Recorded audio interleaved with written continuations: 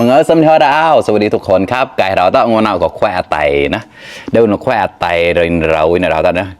แกงฮังเลเป็ดนะครับเนี่ยนะเดินละไตเต็มหมูแล้วตอนนะเดินละเรินเราได้เรินเรานะสดชีแควเจ็บนี่คือแกงใบกระเจี๊ยบครับนะงอนเอาเชียโมหัวแล้วตอนนะแล้วตอนที่ก่อนนะเราอันนับใหญ่นะnhà cả rock buồn bã xây một tuổi cả bên chia cái một chỗ nó nút lại với chiaที่ผ่านเดินไหลเดินแชร์มุมมอต้อเลยเพิ่งสมฮอดก็ตั้งปุ่นหนกแล้วนะฝากกดไลค์กดแชร์ด้วยนะครับวันนี้ใช้มือเหมือนเดิมครับแขวะไตติดกราวอันนี้ลงตามนะกล่ะเดี๋ยวป้องอย่าชอบให้ตัวเรนมันเราต้องนำตัวเรนก็ได้หนกตาแดงแต่ชอบหลายให้แดงนะเกต้ากับจูแบนี่ดูอ่ะก็ได้ดงสะพมัวแขวะเจ็บคอchứ không một chọn thôi buổi bàn đảo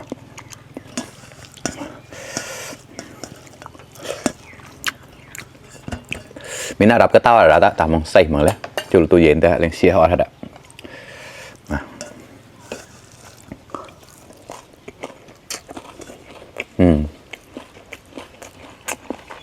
rồi mình đơm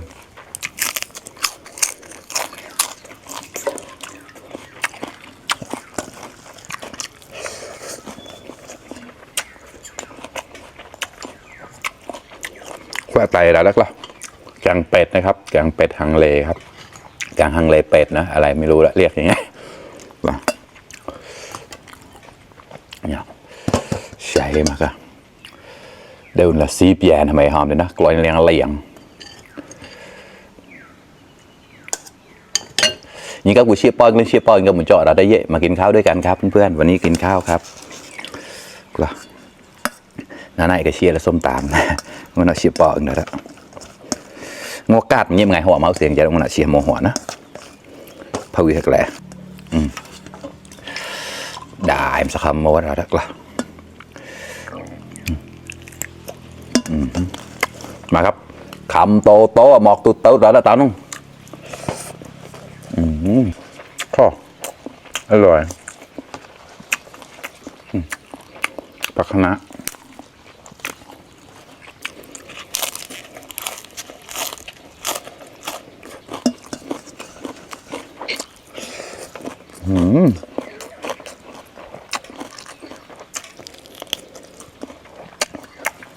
ตามฟ้าไปด้วยแต่กล่าวอย่างแรกของอย่างนะ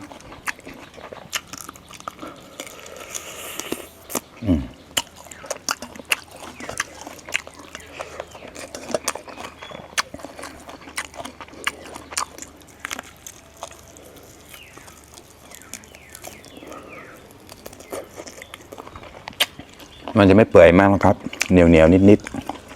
นึบกำลังดีเลย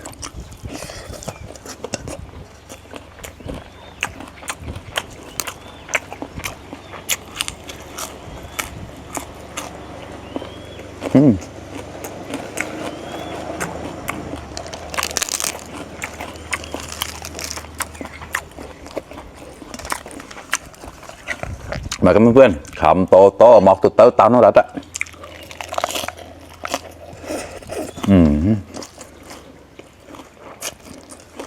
อร่อย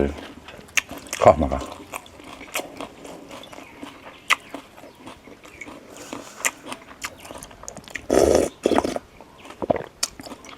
แควะเจ็บข้าวมากอะ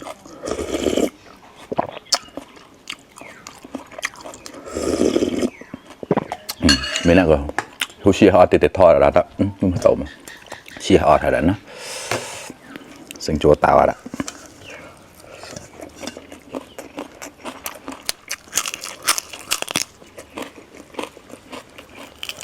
อร่อย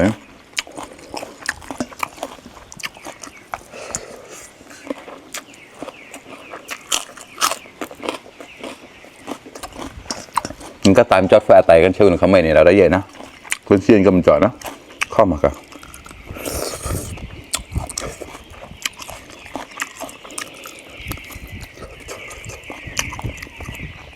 จะเห็นแก๊สนี้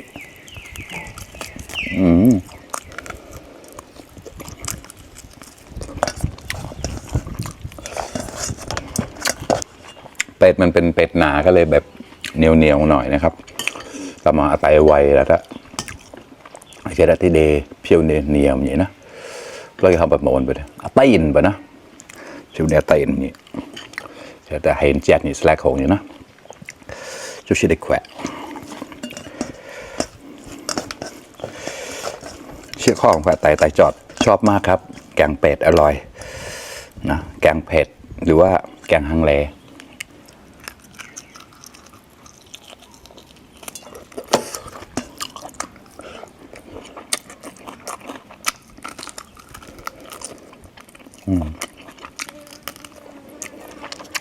เก่าเด้อ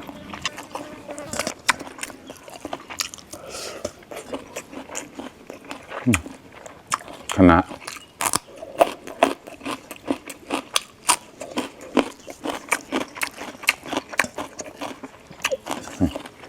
เนี่ยตีเด้อ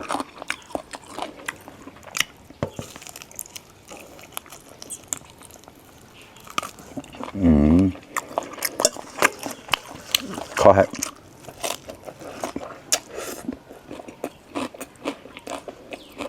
สำหรับรีวิวเพียวแงกโมไม่แน่น้ำแล้วละ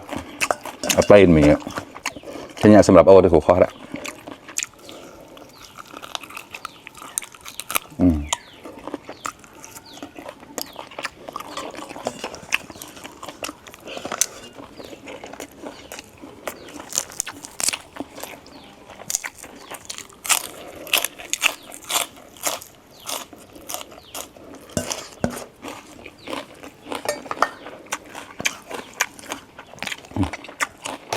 เชื่อครับ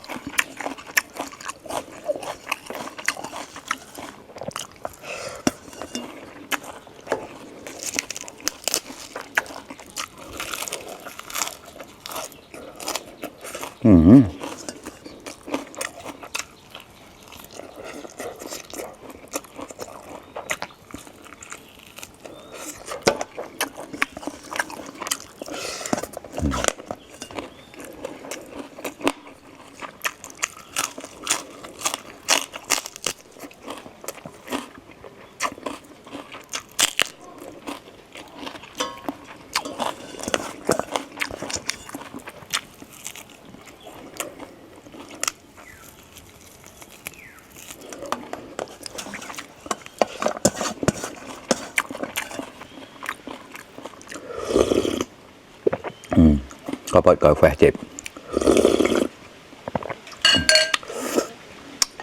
ซึ่งโจเต้าแล้วละ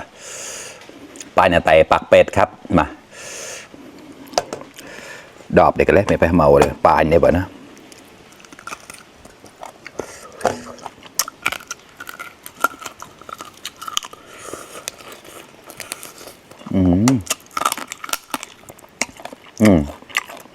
แต่กระดูกมันกรอบอยู่นะส้น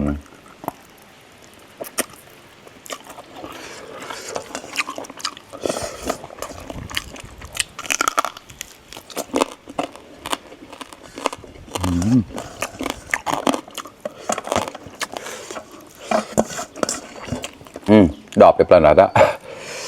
โมเชียวโมเดเชียดหอนอ่ะ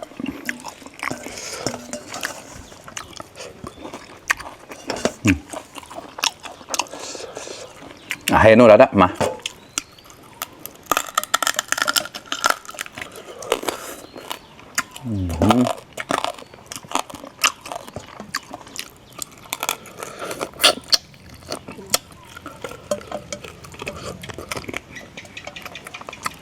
các bạn nào đó chiêm chầu chiêm đọp đấy mày là đắp chiêu nó cũng vui xìa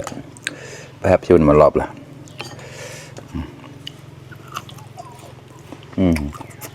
kho รสชาติดีมากเราข้อมาแล้วนะ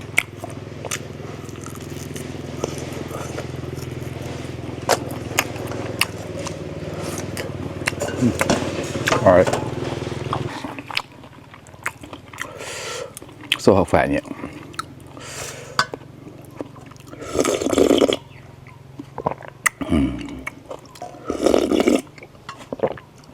ขอระดับพายอ่ะ